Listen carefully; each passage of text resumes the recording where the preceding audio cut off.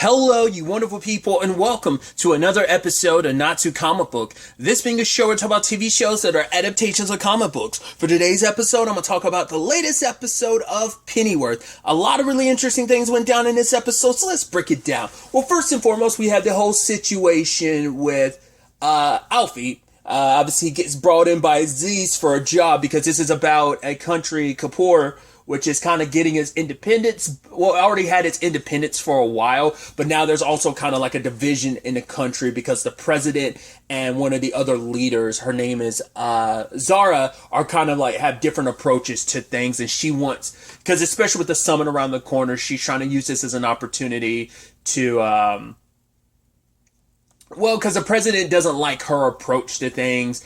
And Aziz is trying to like use this summit as an opportunity to bridge peaceful relations between these two leaders in this situation, because the country's kind of, I think, divided, which I guess they would kind of know about that, considering they were in a very similar, England itself was kind of in a very similar situation not too long ago in the case of the show. So the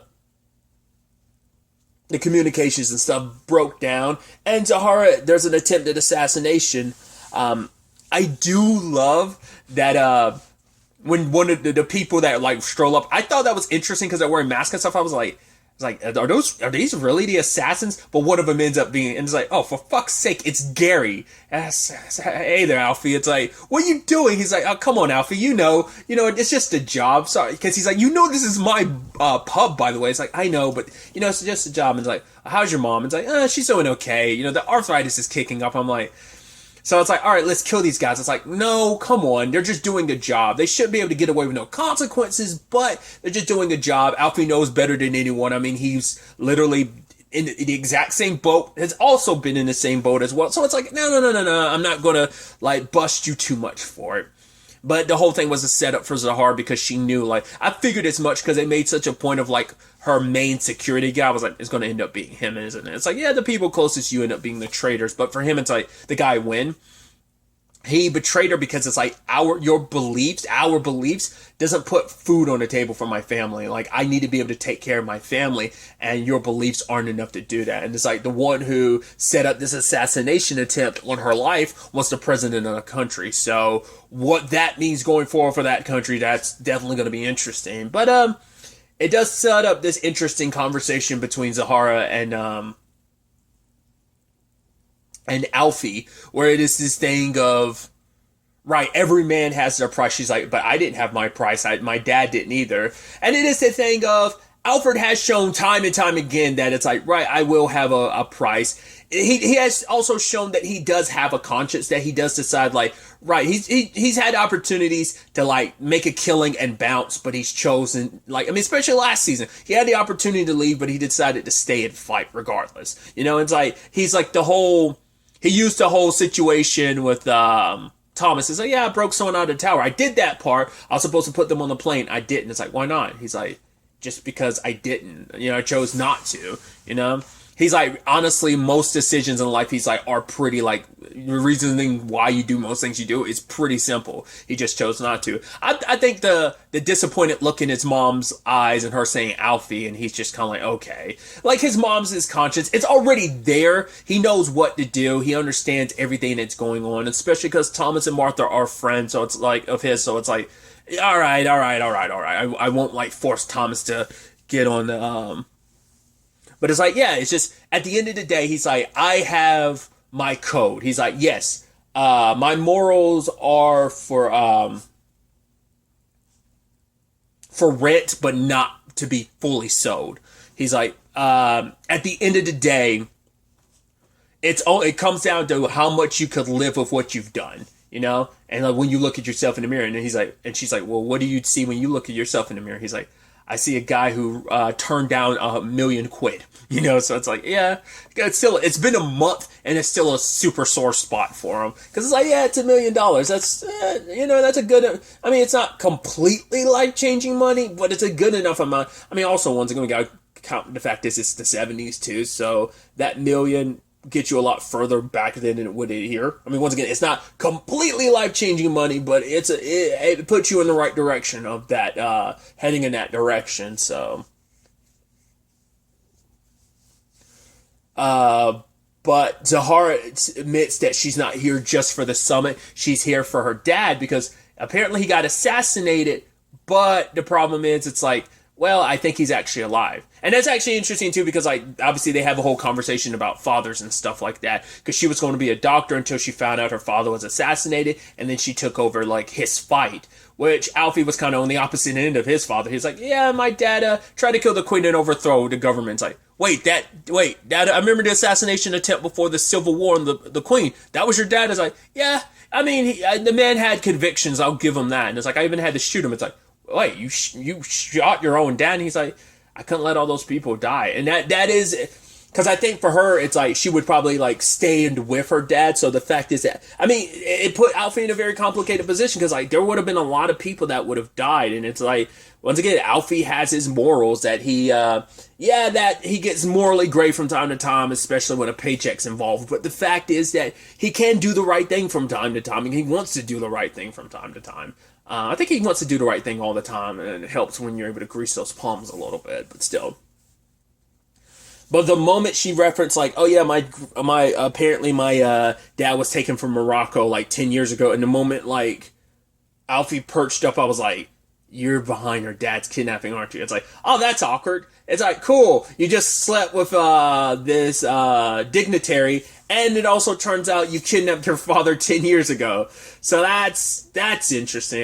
It can only, obviously he did it for the government, so it's like, so where is her dad and what's been happening? I guess he's been held prisoner these past 10 years. Maybe they've been torturing him or just like keeping him in confinement, trying to maybe get the Kapoor. Maybe it's probably that typical political situation of we want a certain person in power. They didn't want her dad in power, and they wanted the current president to be in power. So there might be a little bit more in line with like why the president of Kapoor like wanted to assassinate Zahar. So it's like probably a thing of like, all right, there probably is a lot of because even when it's like, oh, who wants you dead? She's like, it could be someone from my government, or most likely it could be someone from your government, Alfie. So we'll see where things kind of go on that front.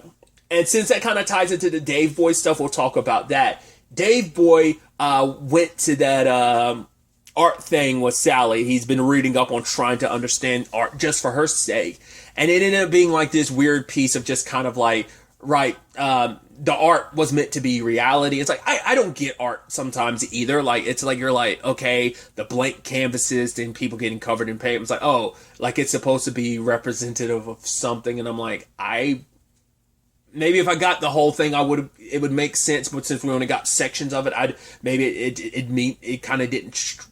I don't know, because art's supposed to just make you feel something. What you feel is never wrong, I guess, because art's up to interpretation it's in the eye of the beholder, so type of thing. So I don't know. Obviously, I'm kind of like Dayboy. I'm like, I don't get it, but he's trying for Sally's sake.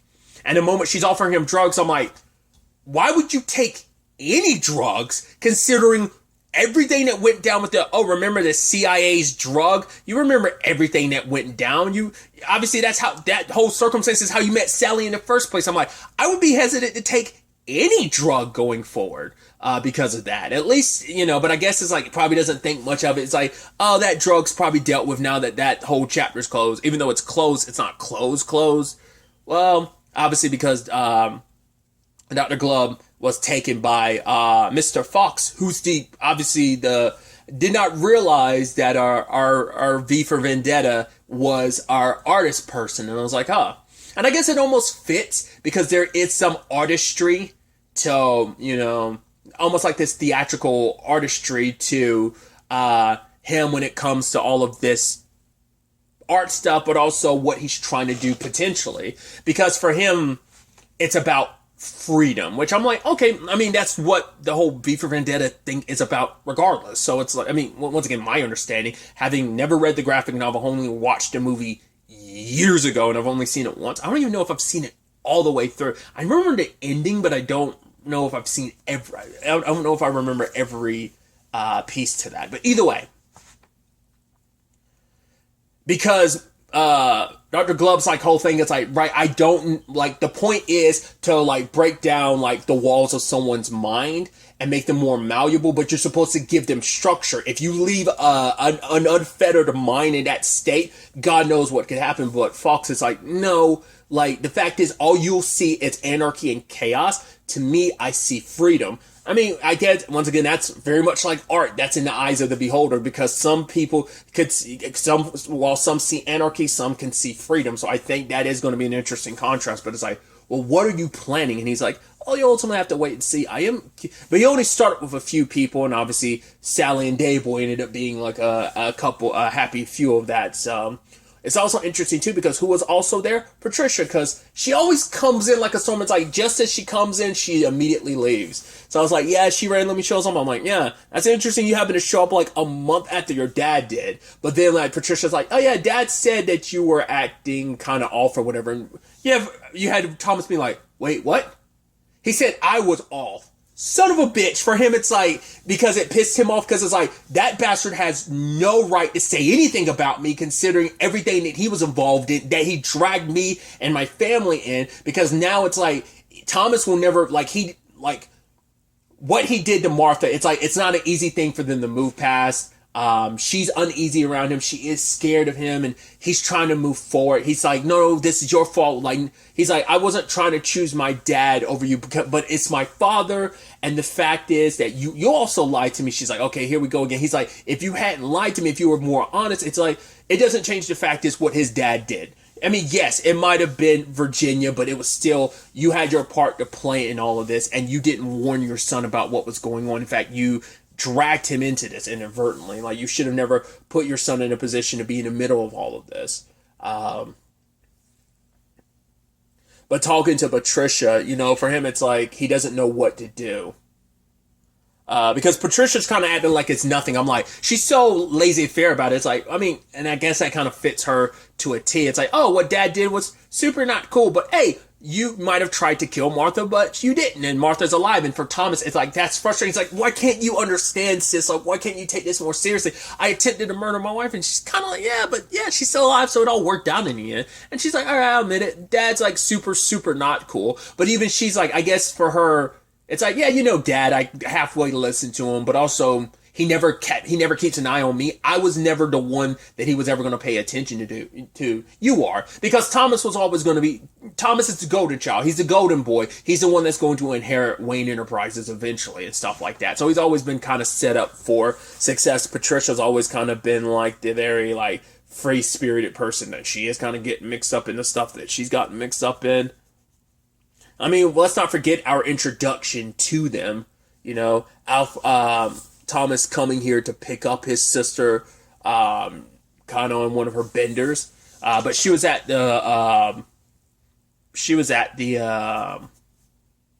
God, I'm blanking, at the art show too. I'm like, she most likely got a dose of that, which I'm like, man, that's wild to me, because I'm like, you always find yourself in the most crazy situations, because I'm like, let's not forget, she's the one that also kind of dragged Martha to the whole Aleister Crowley situation. So it's like you always find yourself at the center of like some like crazy stuff. I mean, to be fair, your family's at the center of like that anyway, because your family's connected to the drugs. So, but we do have Thomas going back to Gotham, locked and loaded too, because he believes his father can't simply, he's like, what kind of man will just simply let his father get away with what he's done with no consequences? Seems like his plan is to go back to Gotham and kill his father. I mean, he got to get Wayne Enterprises at some point in time. The question is, how does he, I just thought about that. I think I kept referencing, doesn't Bruce have, like, I think I kept saying like Bruce had like an uncle or something that was a part of the, Court of Owls. I just thought about it. I was like, no, that was Jim's uncle, wasn't it? His dad and his uncle, right? I think so. I didn't even think, I just thought about that. I think I don't remember. I don't remember now. I think it was like Jim's uncle, who was played by James Remar. I don't know why. I think I've been, that just, because it just made me think about that, just because it's like, well, there's a whole conversation about eventually Thomas is going to end up gaining like the shit show that's going to be Wayne Enterprises. But the question is like, right, we know in some continuities Thomas did some like fucked up shit with Wayne Enterprises. So the question is like, considering what his dad did, does he end up inheriting a lot of his dad's BS? And maybe he died before he could really course correct the company in the direction he wanted it to, because it's like maybe in its core, it was kind of messed up from the beginning. I mean, once again, Gotham's Gotham, so there's that root of evil that's there, that just finds a way to kind of infect the people in the town, in that city. So I don't know, it's going to be interesting, but for Thomas, it's like he left a note telling Martha, "I choose you." So he's doing what's right by his family. But I mean, Martha wouldn't want you. I mean, because killing your own father, it's not going to sit well with you. I mean, Alfie struggled with it. I mean, luckily for him, his dad came back, but then sacrificed himself again. But he didn't tell Sahara that side of the story. But I'm curious, will Thomas actually go through with it or not? Because if he does, like, regardless of your being justified in it, it still won't sit right with you. You'll probably never forgive yourself. It'll haunt you for the rest of your life, So, but for him, he probably feels like if he doesn't do this, he won't be able to move forward with his family. He's got to do this for his family's sake, for his own sanity, So we'll see how things going to go on that front. Other than that, we had the whole Mary and Roger thing. It's been a month and she rang him up. She wanted to give him time to kind of, decide like, oh, you kind of found yourself in such a crazy situation with me. But for Roger, he had talked about the fact is his wife ended up leaving him because she wanted more out of life, but he didn't. And now it is a situation of, but he now does want more out of life, especially because, the more him and Mary talked, Mary's like, hey, if you don't want to like continue this, she's like, I completely understand.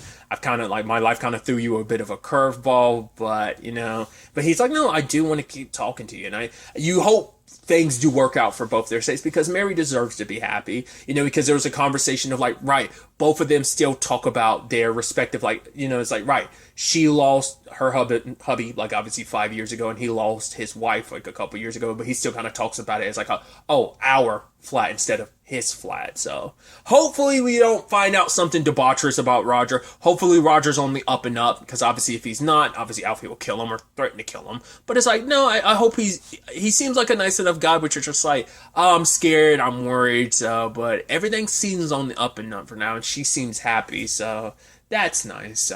I hope it continues being that way, but we'll have to ultimately wait and see where things kind of go on that front. And then there's also the situation with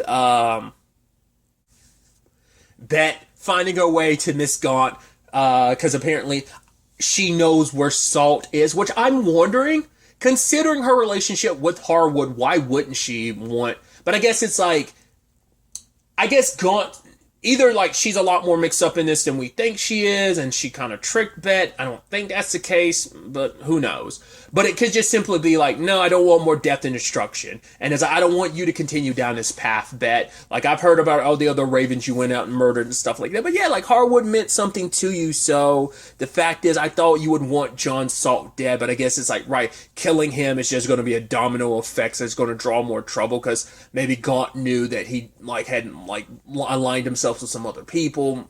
I don't know. Or maybe she just thought, like, Gaunt just probably thought, like, Salt was so dangerous, it's, like, just best to leave him alone. It's more trouble than it's worth. At least that's what the conversation made it sound, but I'm like, I don't know. You would think she would kind of want him just as much dead, but obviously, like, she always had a very special place in her heart for Harwood, but obviously he meant a lot to both Peg and Bet in particular, because they kind of built him back up, afterwards, so... But I love that whole thing about Gaunt, where Gaunt's like, you did save my life, and she's like, it might be a little despondent to say, but one could make the argument that I do love you. And she's like, oh, get off it. Like, there's no way. And it's like, yeah, she does, and she doesn't want you to get hurt, because she's like, right, you want to go after Salt? I will take Julie under my belt, because you could, like, what kind of life is raising a child like this? And it's like, well, no, you're not going to take this child from me. It's like, who are you to, like, tell me, like, I guess it's like, right, considering all that you've been a part of, like, who are you? It's not like you are any better off than me when it comes to, like, raising a child. It's like, but that's my point. The fact is, that it isn't just some child you're carrying around anymore. You love Julie. It's like, yeah, you're saying she's a nuisance or whatever, so why not leave her with me? Because you don't want to, because you basically become a mother to this child. And it's like, well, fine. And she's like, yeah, I'm going to have my cake and I'm going to eat it too. I'm going to keep Julie, I'm going to raise her, and I'm going to love her, but I'm also going to kill John Salt. So it's like, all right, fine, here's the address. What is this? What kind of writing is that? I love that like Miss Galt had to literally go back and write down the address again just for her sake, because she's like, all right, that's better. And it's like, also, let John be the last one and no more bloodshed. And I love that. And she just kind of doing her cheeky smile. Promise. I'm like, oh, you can't promise anything. But she rolls up on Salt. But if you notice his teeth, they seem, I was like, oh, the way he's talking to us, like, there's something up with his mouth. I'm like, he's saying like, oh, I'm not the same. I'm like, you've been modified, aren't you? Especially when she shoots him. I'm like, yeah. So I guess this might tie into the not modification storyline, because it's continued to be a background thing, but we know people have kind of got some enhancements. So I'm assuming, obviously, once again, like Goalie was kind of the first one, but now there's a lot more at play here. So we don't fully know who's responsible for all that, and I don't know if Salt has a part to play in this, and he also got modified as well. So now Julie and Bet have been taken by him, but I think that's going to become like a mainstay storyline in that regard. So I guess that's going to be like a whole separate plot where this whole, or maybe it will converge, because I was about to say, like, the CIA element to it is somewhat done, but the drug is still active because that's now fusing into the V for Vendetta plot. But whether that kind of ever coincides with like the God, what do they call them, PWs, people with enhancements, element, whether those two storylines completely converge or whether they kind of still stay separate storylines, we'll ultimately have to wait and see where everything ends up taking us going forward into the next episode. But really, that's all I'm going to talk about. Till the next time we meet, be happy, be safe, live life to the fullest, and enjoy it. Good day, and goodbye.